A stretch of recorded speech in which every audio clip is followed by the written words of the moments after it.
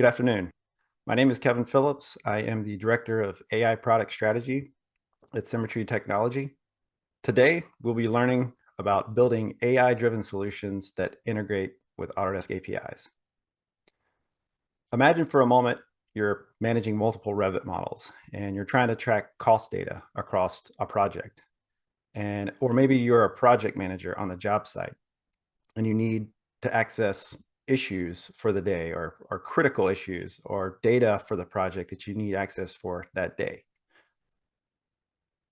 Well, today we're going to be going through the challenges of accessing that data and also the using LLM applications and some of the benefits that we can have from using LLM applications. We're going to look specifically at the building blocks of building LLM applications and some use cases. I'll be looking at some code demos and doing some demonstrations. And we're also going to be looking at future considerations that we can expand upon this and continue the conversation. Just a couple notes. I'm excluding generative design, visualization, or machine learning topics. In this talk, my focus on the code will be in Python, and I will be looking at advanced code or low code practices, and I'm not really covering no code solutions in this presentation. Just a couple of definitions. I will be saying LLMs, those are large language models, retrieval augmented generation, which is usually referred to as RAG, and I'll be talking about APIs. Also, the Autodesk Platform Services, which we use APS for. I'll be talking about Model Context Protocol later, which use MCP as an acronym. And if I do mention hallucinate, that's just the LLM is responding inaccurately or off topic. Also, to mention functions equal tools. The definition of these changed over time, but originally they were called functions and some vendors call them tools, but they are exactly the same. I would be using those interchangeably. Okay, so one of the big problems we have with accessing data is there's many applications that we have to access. We're using Revit, we're using ACC. We might have other applications, Power BI, or some other solutions that we need to jump around and use. Well, with LLMs, we have a huge opportunity to guide users to relevant data, like creating these assistants. We also have the ability to get real-time data access. And we can also leverage these LLMs to extract and format specific data that we need in a real-time fashion. So let's look at the building blocks of LLM applications. We're developers building these solutions, and from my experience in building these components of these solutions, I really had to optimize on one of these 4 building blocks. So if we focus on learning these individual building blocks and optimizing these building blocks for our solution, it will allow the solution to be more smarter and faster and more intelligent. So let's look through these. So looking first at model selection. So we're all probably familiar with foundation models. Those are the models you're using when you're using ChatGPT. Typically, it's probably GTP 4.0 that they use, or 4.0 mini. And those models are distinctly different. So selecting those will change the behavior of your solution. So it's important to know how those work, how intelligent they are, the speed and the cost. These models are essentially generative. They generate text. There has been an influx of reasoning models that have been coming out over the past year with DeepSeek and then OpenAI releasing some of their O range of models. And these models provide reasoning, so it helps us to plan. They do a lot of planning, and you can include that functionality in your solution. We can also fine-tune models, and I won't be talking about that much today, but I will mention it a couple times. So prompting is a real specific component. It allows us to provide clear instruction and context to the LLM to act a specific way, and we can tell it to be to plan, we can tell it to be creative, or we can tell it to isolate on this one task and don't do anything else. A lot of that is handled through the prompting. Data selection strategy is a critical component to these solutions. We have vectorized data. Those have become popularized over the past few years because these LLM solutions, and that allows us to put data in a format where the LLM can be grounded in and read it easily. We can also do database queries. We can generate queries from LLMs and and call SQL query databases. And then also we can do function calling or tool calling. We can provide our LLM with these tools or function definitions that allow it to choose to call that. Today, this is specifically what we're going to be looking at. We're going to build a couple solutions using function calling. And I like to think about just bring your own API. With these types of solutions, you can, if you have an API, you can wrap a function around an API endpoint to pull out data from that API. Then we'll talk about logging a little bit. It's important to get logging into your system up front. So set this up early, even if you're prototyping a project. Getting the output and understanding how the interaction with the LLM works is super critical. It's important to know each time you interact with the LLM is really good data to help you. And the reason why we do this is so we can feed back that information back into our vector database to be referenced later, or we can use it for fine-tuning. We can also use this feedback to update our prompt, and we'll look at how we did this a little bit as we build one of these solutions. So I like to think about this quote when I'm building an application. There's a couple things we know about models. They're going to be, the token size is going to get larger. They're going to get cheaper. And also they're going to get smarter. So if we're building our applications where we can swap out these models as new ones come out, and we can make sure our solution enhances over time as these come out at a rapid rate, and there's so many options to choose from. So today we're going to look at data management API and wrapping a function calling application around that API where we get hubs, get projects and files. We'll also use the model derivative API where we get element metadata. And then we're going to look at a query generator using the AEC Data Model where we can get granular components and metadata. And we're going to leverage AI or LLMs to do these applications. Some use cases for these types of apps is model health and metadata checks. It allows us to do real-time data export. And there's this idea of just generating a smart schedule. Just give me the information I need at that time. It helps with procurement, bill of material creation, and real-time cost data. And then there's this idea of assistance. We can have assistance on top of ACC or BIM assistance that gives us or does these tasks for us really quickly. So let's build an LLM application. We're going to go through the building blocks that we learned before and actually go through building one of these in Python and look at the result.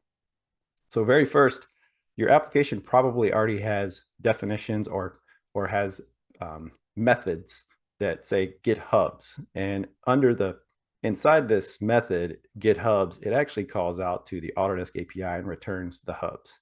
So right now we don't have any kind of smart AI on top of this, but we do need to define the methods that we want the AI to know about. So how do we get the AI to know about our methods? Well, we do that with function definitions. So a lot of the vendors have adopted this format for function definitions. It's a way to provide a JSON structure of the function or method you have in your application that you want the LLM to know about. Here, we'll go through just kind of a couple examples of how these are created. So get hubs is the name of this function. I'm going to provide it a description. This description is kind of like a mini prompt. It just lets the LLM know that this function definition is going to be used in this specific case. So the LLM can figure out which one to call. We can also add parameters in the function definition. But in this case, for get hubs, we don't require any parameters, so we don't have any here. If we look at a API like get projects and we have this method in our application, we give it a name and a description. In this case, we do require a parameter. We need to let the LLM know that it requires the hub ID before it could call this. So the LLM can figure out if it doesn't have a hub ID, it will probably prompt the user to call get hubs first.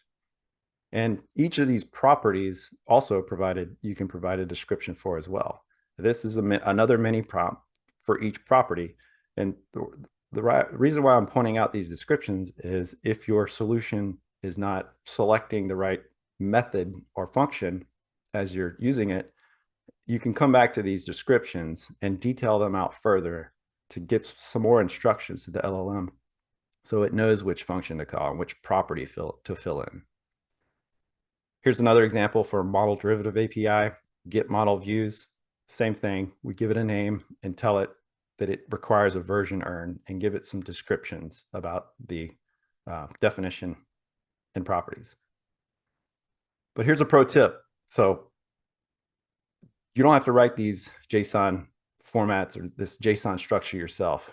If you head over to OpenAI, they have a tool inside their playground where you can go and generate function definitions just from a prompt. So you can kind of give it some information about what you're trying to create, and it will generate this JSON for you. And you can take this, copy this, and put it in your code. And it's all formatted perfectly to work with OpenAI.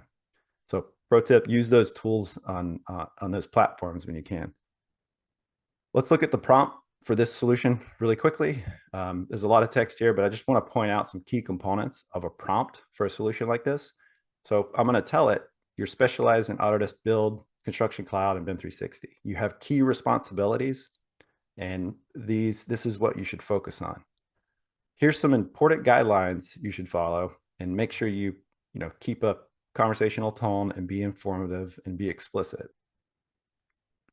Also, in the prompt, I do let it know about the function definitions that it should know about. And this helps the LLM, even though we describe this in the function definitions, it's recommended to put it also in the prompt. So it just further supports the LLM to decide which function to call. So here's sort of the structure. Back to that, what we talked about earlier is being concise, giving it the guidelines and enough information. But also another pro tip, you don't have to write all of this yourself either. If you head over to Anthropic's dashboard, they too have a tool in here to generate a prompt. And what I like to do here is go to the API documentations, copy that, paste it in here, and give it sort of a description on what this assistant is doing or what the solution is doing. And it will write a really good baseline prompt for you. And they kind of optimize this for LLMs. And they have some other tooling that you can use on their website as well, just to test this out and test with other prompts as well. Very, very useful tool. So really quickly, we'll look at model selection. In this case, for this solution, I'm using GTP4o Mini. And by the way, I am sharing this code. I'll share this at the end, a QR code for this. And you can go download this and check this code out yourself. So in this solution, I'm using GTP4o Mini. It worked okay. It's one of their smaller models, but it worked just fine for this solution. So I didn't have to use a larger, more expensive model in this case. But I do provide a way that I could swap out and try new models if needed. So let's look at the demo. So this application we just built the front end is a Streamlit application. If you haven't used Streamlit, it's a useful front end that you can do with Python projects. So here, essentially, I'm just asking it, can you list my hubs? So what's happening is it's going to the LLM and figuring out, I need to call hubs. And then that comes back to the app, gets that info from the API, and summarizes it back to the user using the LLM. So I'm just asking it, can you give me projects that start with something? So if you have a long list of information, you might have to add some of this on the client side, or sometimes you can leverage the LLM to do the filtering. And now I'm just going to list the files that are in this MEP project. And notice I'm not saying explicitly what it is. So it is remembering some of the context here in the chat. And that's something you will have to do in your solution, is some sort of memory management. So once it gives me the files, I'm going to ask it a little bit more information about the file. Can you summarize the versions? So I specifically want the versions on this file. So it'll list out those versions, and I'm using sort of a UI tool in Streamlit to show information about the versions. So you can see here, I can see the file sizes. So this is starting to open up some use cases. Like a BIM manager would want to come in here and compare the versions of their files. And they can do all this just through chat. They don't have to open up Revit or ACC to do this. So we're just providing a way a user interface and leveraging LLMs for them to guide them to the data they need. So here we're getting into the model derivative API that we talked about before. We're using an endpoint that will list model views. So once it lists out those views, I want to get a little more granular, and I'm using another model derivative API here. And the LLM is figuring out that it needs to call this endpoint. I'm not telling it to call that. It's figuring out based on my function definitions.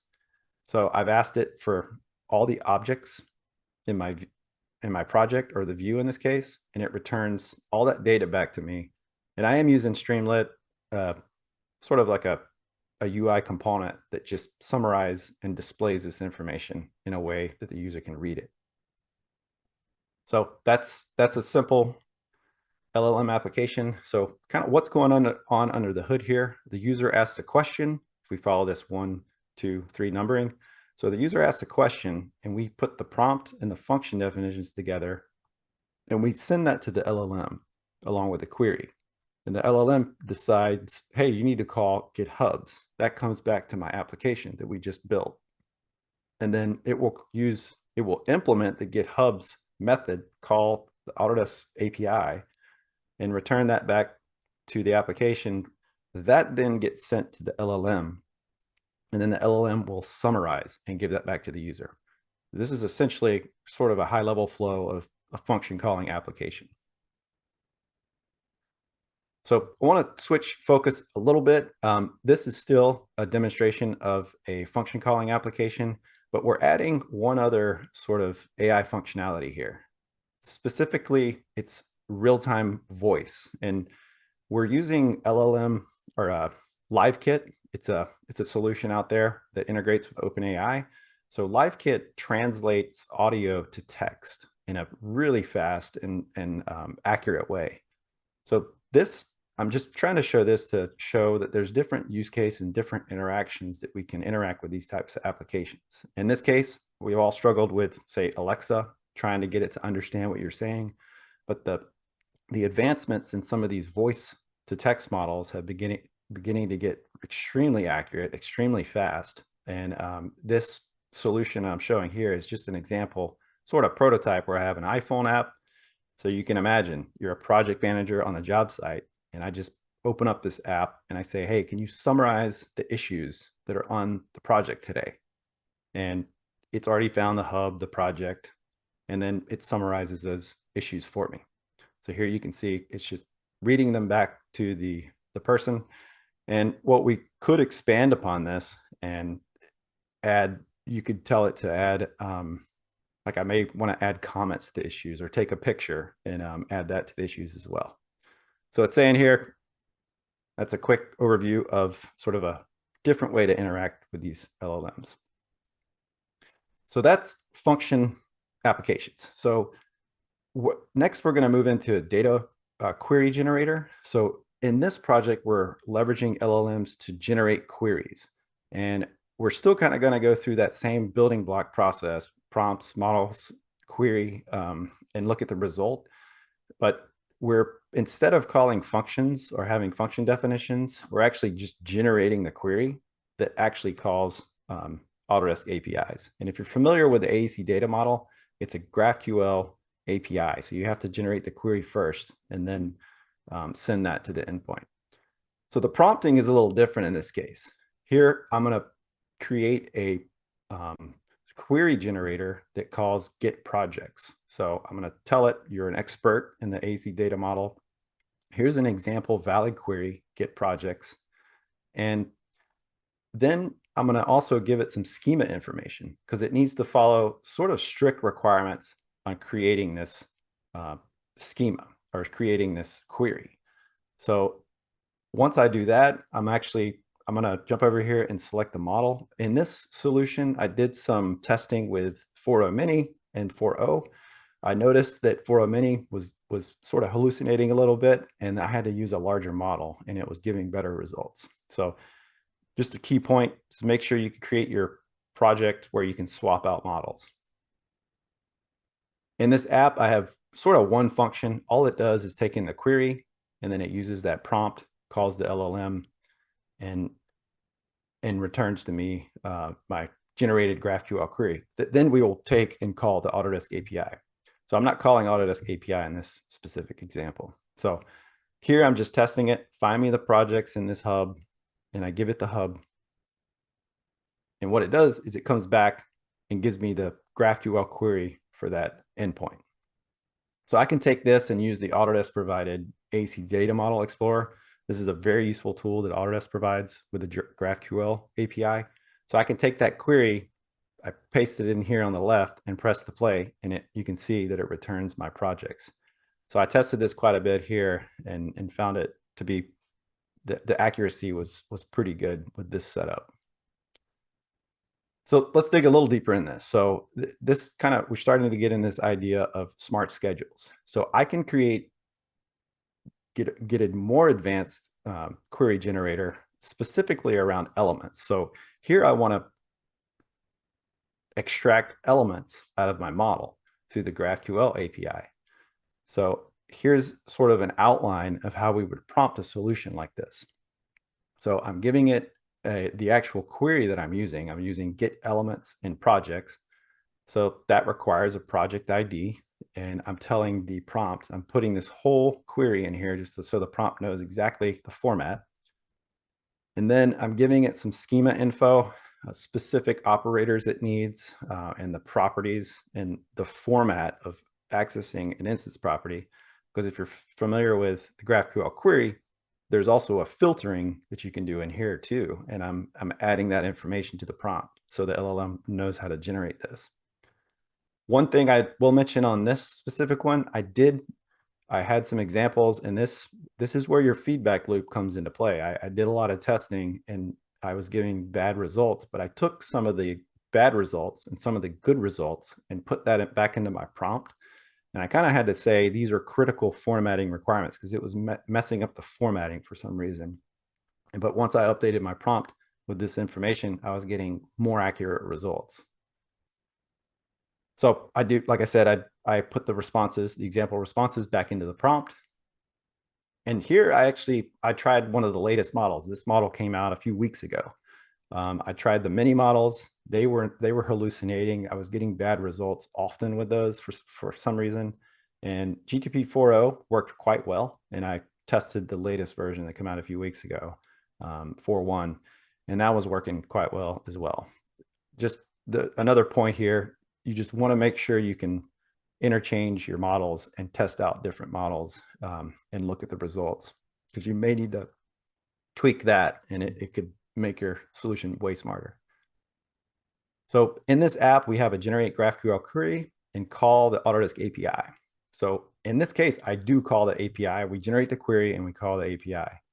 And here I have another Streamlit app. It's a front end where we can interact with this application. And like I said, all these code examples will be on the GitHub page, and I'll share a link for that as well.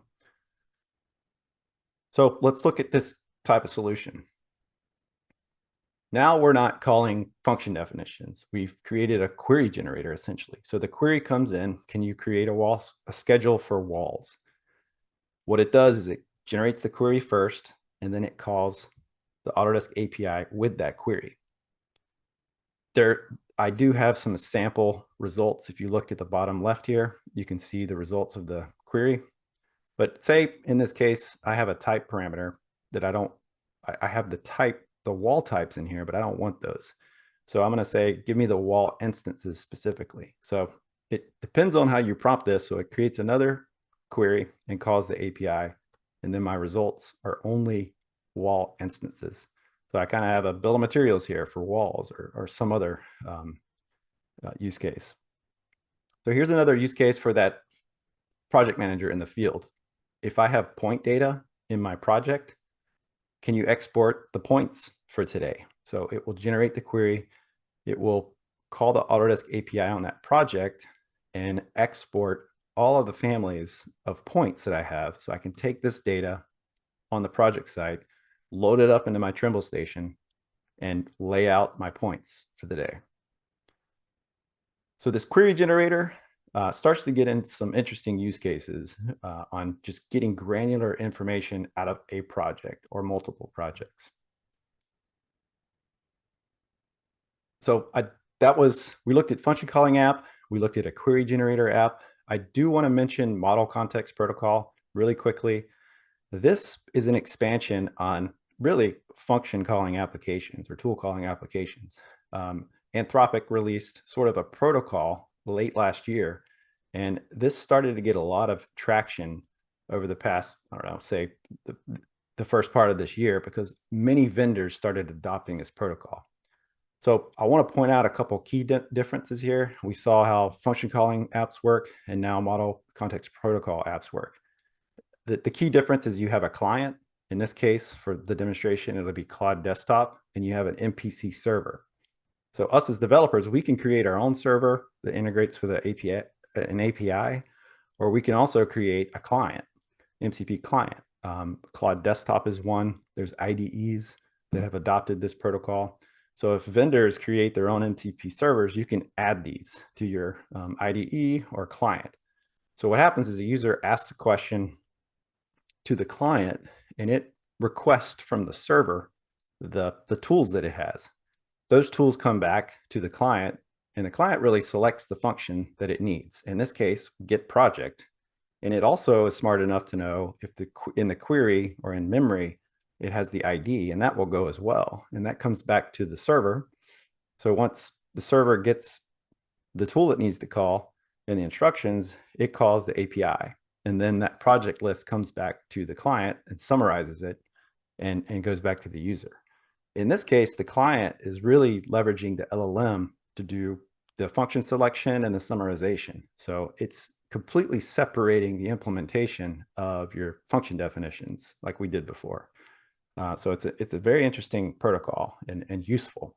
So I'll show a quick example why, because we'll look at the code real quick. So to do a simple server, and I recommend you try to just build one yourself.